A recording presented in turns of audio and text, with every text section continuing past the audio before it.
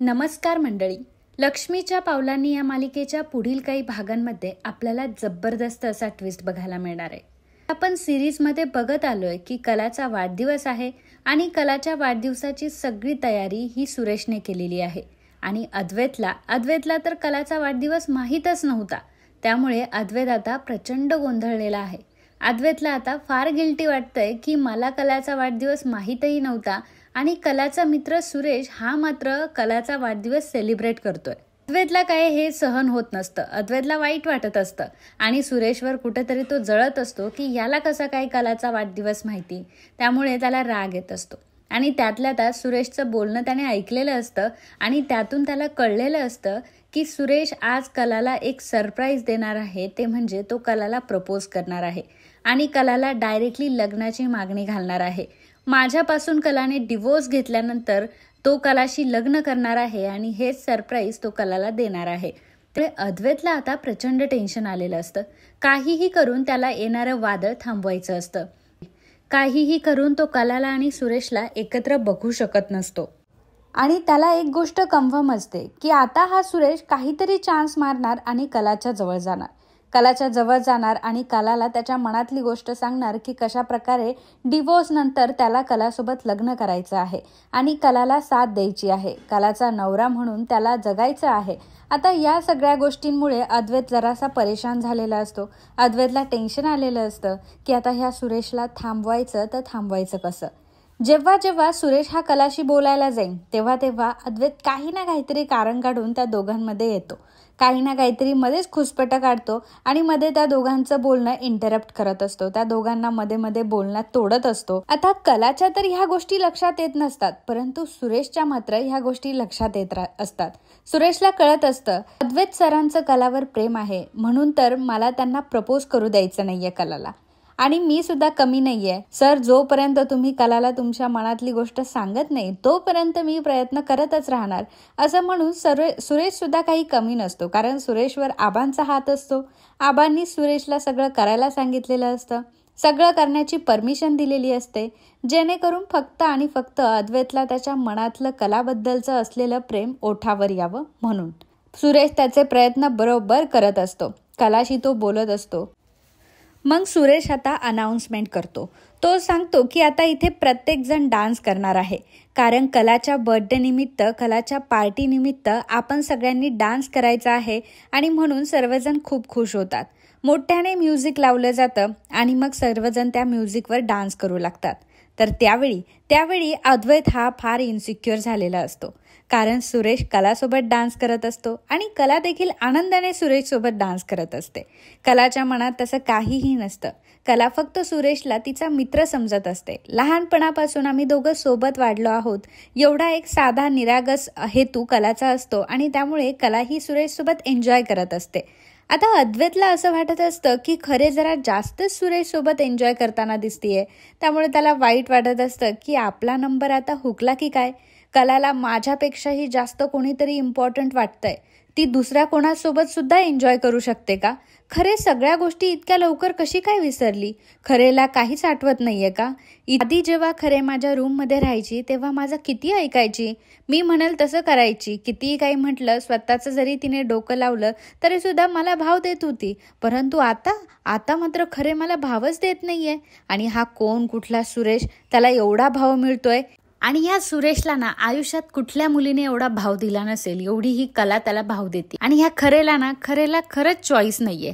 कोणाचीही निवड करते ही खरे आणि कोणाशीही काय डान्स करते. हिला बरं कोणाशीही डान्स करावा असा वाटतो. माझं नाही बाबा असं. माझा तर स्टँडर्डच वेगळा आहे. मी तर माझ्या स्टँडर्डनुसारच वागतो. उगाच नाही या सगळ्या गोष्टीवरनं मी खरेला बोलत. खरेचा माझा डिवोर्स होणं तर बनतंच कारण खरेमध्ये आणि माझ्यामध्ये खरंच खूप जास्त अंतर आहे. आमच्या चॉईसेस किती वेगवेगळे आहेत.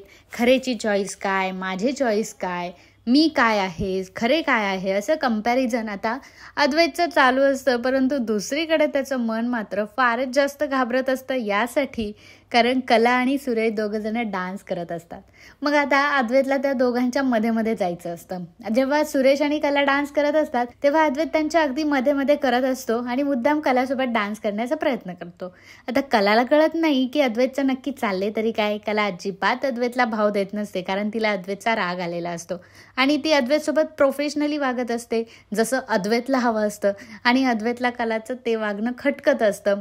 अद्वैतला वाटत असतं की कलाने माझ्यासोबत पहिल्यासारखं वागावं, पहिल्यासारखं बोलावं, हक्काने रागवावं, हक्काने चिडावं माझ्यावरती आणि माझ्याशी भांडणं करावेत, मोठ्या आवाजात बोलावं, मला उपदेश द्यावे.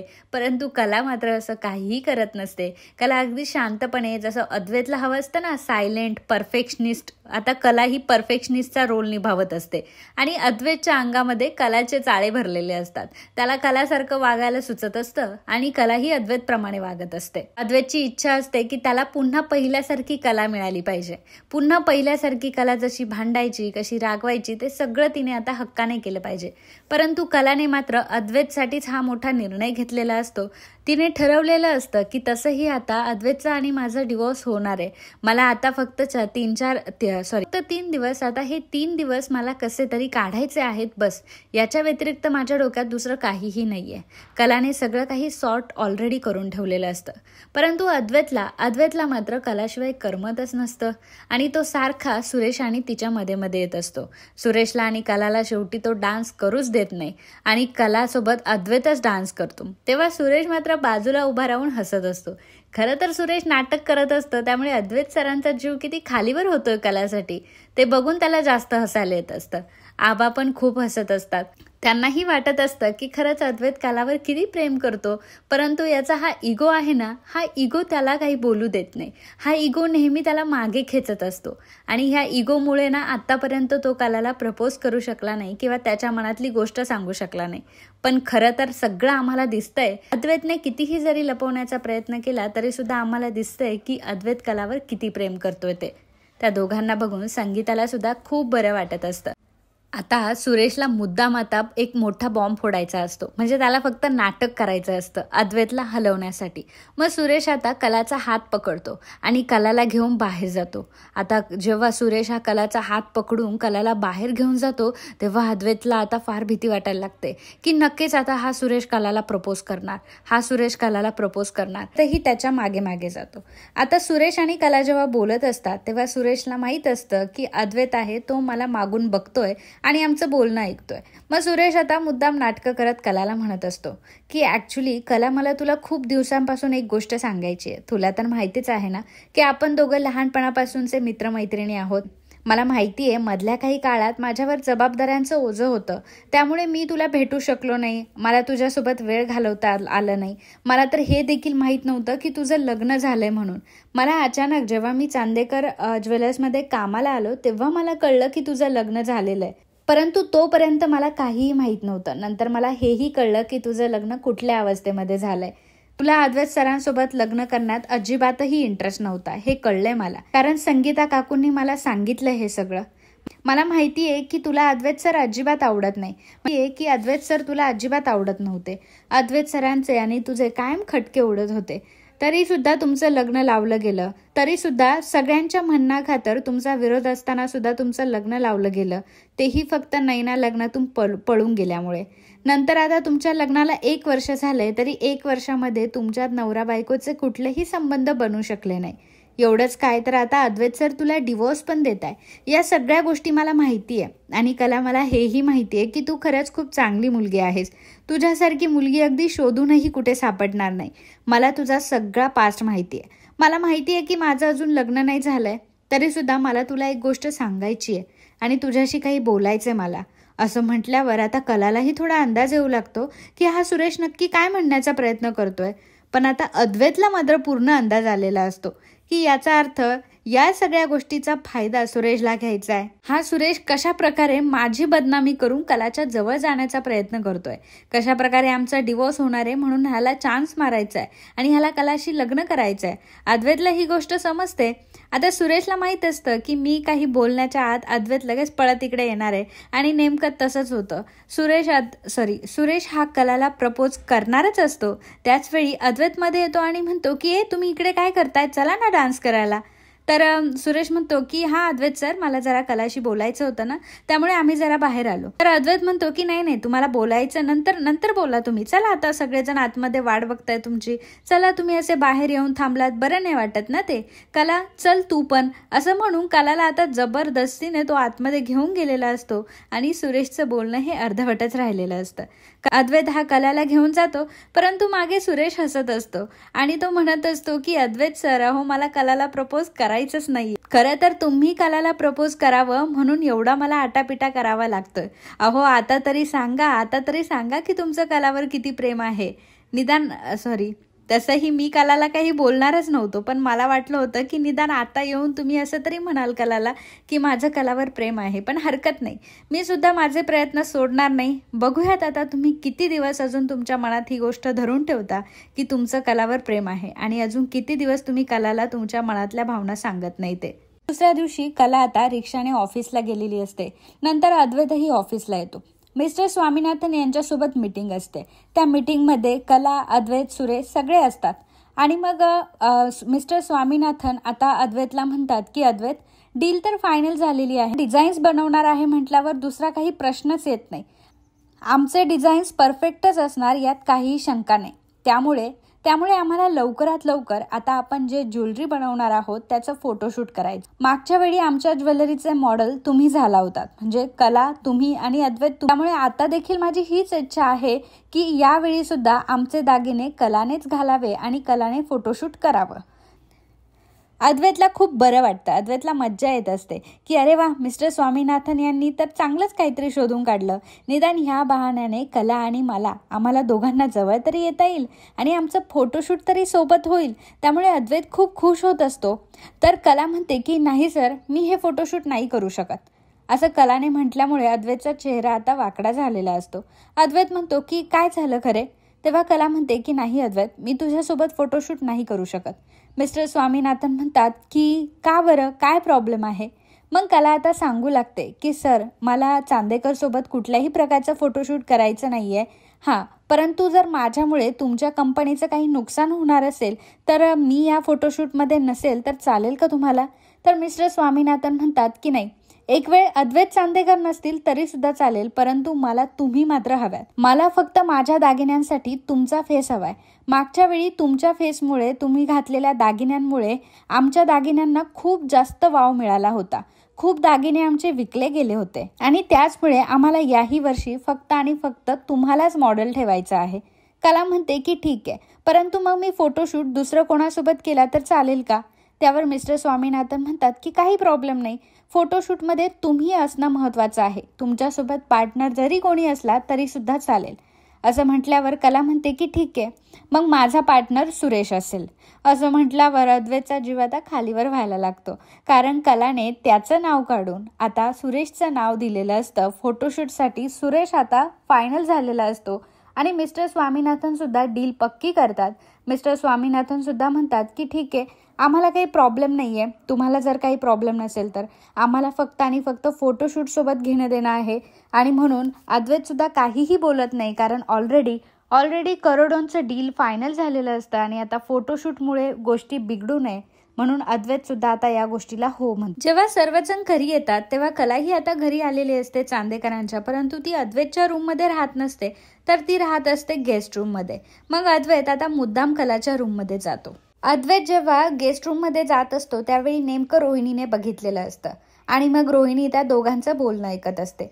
अद्वैत त्यावेळी कलाला म्हणत असतो की काय खरे, काय तुझी चॉईस? अगं, फोटोशूट करण्यासाठी एखाद्या जेंटलमॅनची तू निवड करायला पाहिजे होती. म्हणजे माझ्यासारखा जेंटलमॅन असता तर कदाचित तुला शोभून तरी दिसला असता. आणि काय तू त्या सुरेशची निवड केलीस? मला अजिबात आवडला नाही तो सुरेश. आणि अजिबात तुमची जोडी चांगली दिसत नाही. अजिबात तुम्ही दोघं चांगले नाही दिसत. मला तर नाही आवडलं बाबा.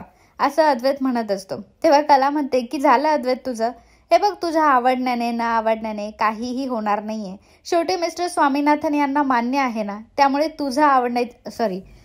तुझ्या आवडीचा काही प्रश्नच येत नाही. अद्वैत म्हणतो की हो खरे, पण स्टँडर्ड वगैरे काही असतं की नाही. कला म्हणते की सुरेश माझा लहानपणीचा मित्र आहे आणि त्याचा स्टँडर्ड काय आहे हे मला माहिती आहे. तो मुलगा मनाने खूप चांगला आहे, स्वभावाने खूप चांगला आहे आणि माझ्यासाठी स्टँडर्ड हाच आहे. पैशाने मोठं असणं म्हणजे माझ्यासाठी कधी स्टँडर्ड नव्हता सुद्धा आणि नाहीये सुद्धा आणि नसेल सुद्धा. पण तुला मात्र गोष्टी ह्या पैशांनी मोजायची सवय लागली आहे ना, त्यामुळे तू हे स्टँडर्डचं कंपॅरिझन करत असतोस. आता कलाने अद्वैतला बोलून दाखवलेलं असतं, पण अद्वैतचं पुन्हा पुन्हा तेच म्हणणं असतं की कशा प्रकारे तो सुरेश तुझ्यासाठी ठीक मुलगा नाही, प्रकारे तुम्ही फोटोमध्ये अजिबात चांगले दिसणार नाही, असं अद्वैत तिला टोचून सांगत असतो. त्यावेळी रोहिणी विचार करत असते की ह्या अद्वैतला नक्की झाले तरी काय, म्हणजे हा अद्वैत आता कलाला डिवोर्स देणार आहे, मग इतक्या रात्रीच्या वेळी तो कलासोबत काय करतोय आणि काय चाललंय ह्याचं नक्की. अरे तो सुरेश कोण, तो सुरेश कलाचा मित्र, त्याच्यासोबत कला फोटोशूट करणार आहे, तर अद्वैतला का बाबा एवढा त्रास होतोय, अद्वैतची का एवढी जळजळ होते, असा प्रश्न रोहिणीला पडलेला असतो. आणि मग रोहिणीला कळतं की नक्कीच अद्वैतचं काहीतरी चाललं. कदाचित अद्वैतला त्या सुरेशचा राग येत असेल आणि कला त्याच्या जवळ जाते म्हणून अद्वैतला जळजळ होत असेल आणि म्हणून कदाचित अद्वैत असं म्हणत नसेल ना की अद्वैत कलाच्या प्रेमात वगैरे पडलाय की काय, असा रोहिणीला अंदाज येतो. मग रोहिणी म्हणते की नाही, असं जर असेल तर मला सावध व्हायला लागेल, कारण इतके प्रयत्न करून जर आम्हाला अपयश येणार असेल तर ते अपयश आम्ही अजिबात पचवू शकणार नाही. त्यामुळे आता मला लवकरात लवकर काहीतरी प्रयत्न करायला पाहिजे. आता रोहिणी तिच्या परीने प्रयत्न करत असते. त्यानंतर आता ज्वेलरीचं फोटोशूट असतं. आता फोटोशूटचा दिवस उजाडलेला असतो. सुरेश आणि कला दोघंही आता एकमेकांसोबत फोटो काढत असतात आणि चांगले चांगले पोजेस देऊन आता त्यांचे फोटो निघत असतात. त्या दोघांमुळे आता स्वामीनाथन यांचा ब्रँड मोठा होणार असतो. त्यामुळे सुरेशला सुद्धा काहीतरी नवी ओळख मिळणार असते. त्यामुळे अद्वैतला फार जळफळाट होत असतो. अद्वैतला खूप राग येत असतो. ज्यावेळी कला तो साज घालून आलेली असते आणि कला अतिशय त्यामध्ये सुंदर दिसत असते, त्यावेळी अद्वैतची नजर कलावरनं, कारण पहिल्यांदा त्याने कलाला इतकं निरखून बघितलेलं असतं आणि त्यामुळे कला त्याला आवडली सुद्धा असते. इतर दिवशी त्याने कधी कलाचं सौंदर्य न्याहाळून बघितलेलं नसतं आणि आता मात्र कलाच्या सौंदर्याची त्याला जाणीव होत असते आणि खरंच कला सुंदर आहे हेही त्याला कुठेतरी कळतं आणि हेही त्याला जाणवतं. अचानक वाऱ्यासंगे एक झुळूक त्याच्या मनापर्यंत येऊन पोहोचलेली असते आणि ती असते प्रेमाची झुळूक. अद्वैतला आता कन्फर्म झालेलं असतं की नाही, हे काहीतरी वेगळं आहे. म्हणजे मी माझ्या मनाला समजावण्याचा प्रयत्न करतोय, मला कलाला डिवोर्स द्यायचा आहे हे मी माझ्या डोक्यात तर ठेवलंय, परंतु माझं मन मात्र ती गोष्ट ॲक्सेप्ट करत नाहीये. खरेचा एवढा का विचार करतोय, मला खरेबद्दल एवढे विचार का येत आहे मनात, आधी कधीच असं झालं नाही.